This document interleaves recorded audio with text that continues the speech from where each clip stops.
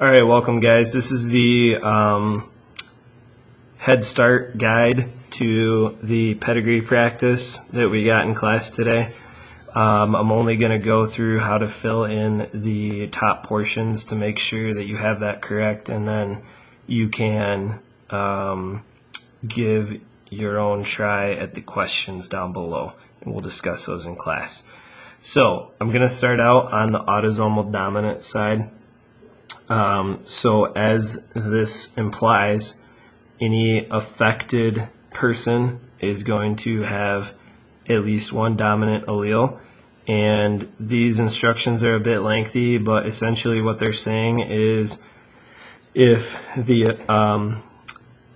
is autosomal dominant, you know that the unaffected, the not shaded in boxes, are going to be homozygous recessive, like you see here, and the other affected people are going to be either heterozygous or you're not sure.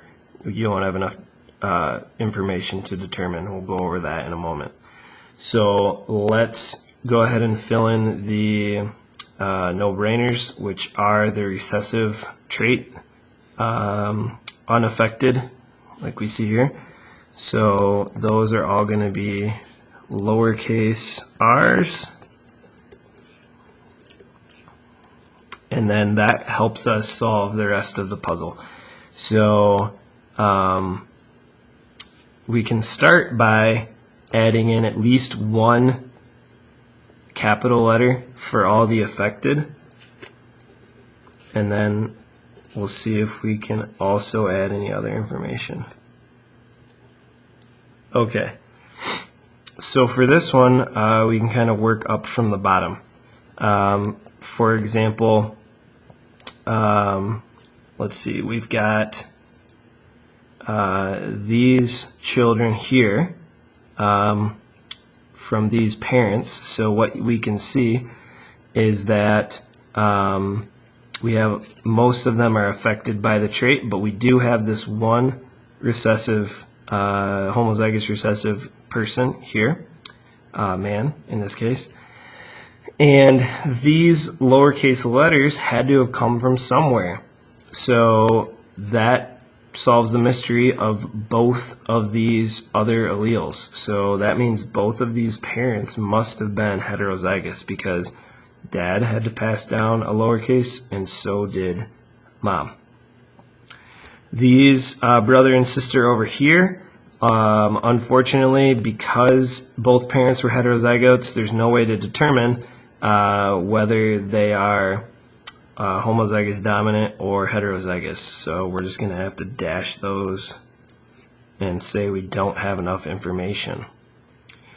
Over here, we've got a dominant fella, and what we can see is that one parent is a homozygous recessive. One parent we don't know. So we know this person, the mom, had to contribute a lowercase, so that person is a heterozygote. And we also know that this daughter had to receive a recessive allele from both parents, so this guy is a heterozygote as well. Okay, so rewind that and go through as many times as you need to make sure you're coming to these same conclusions. We'll flip over now to autosomal recessive. This one is a bit lengthier. So let's get started. Alright, so first of all, remember the affected now is recessive. So any of the darkened circles are going to be homozygous recessive, little. So let's fill those in.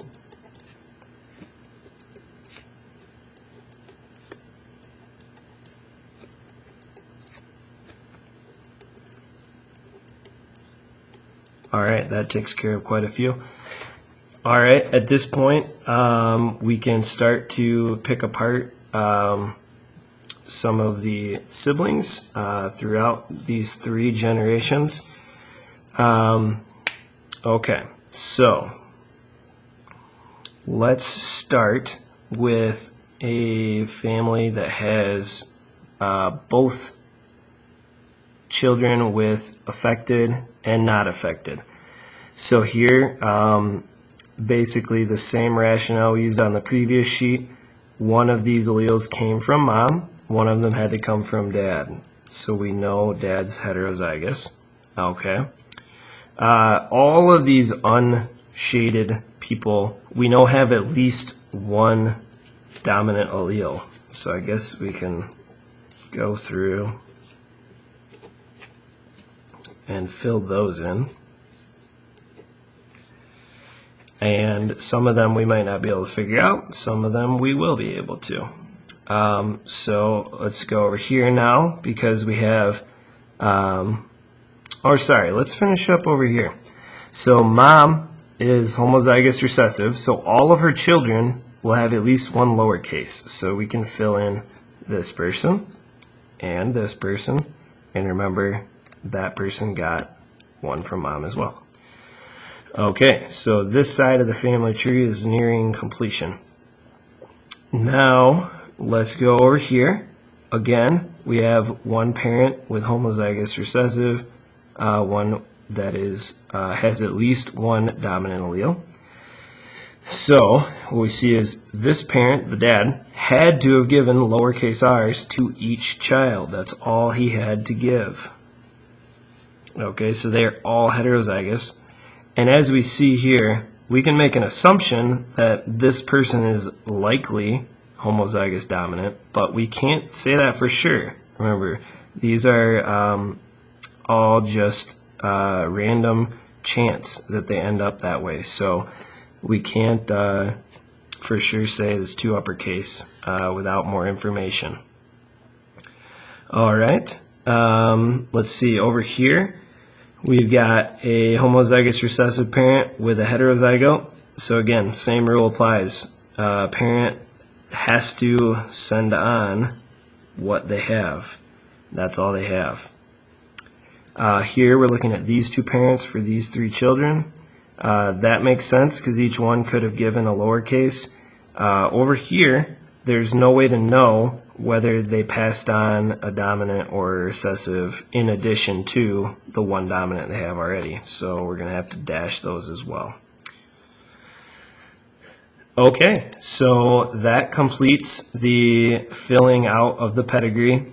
Try to do your best to answer the questions below, and we'll see you in class tomorrow.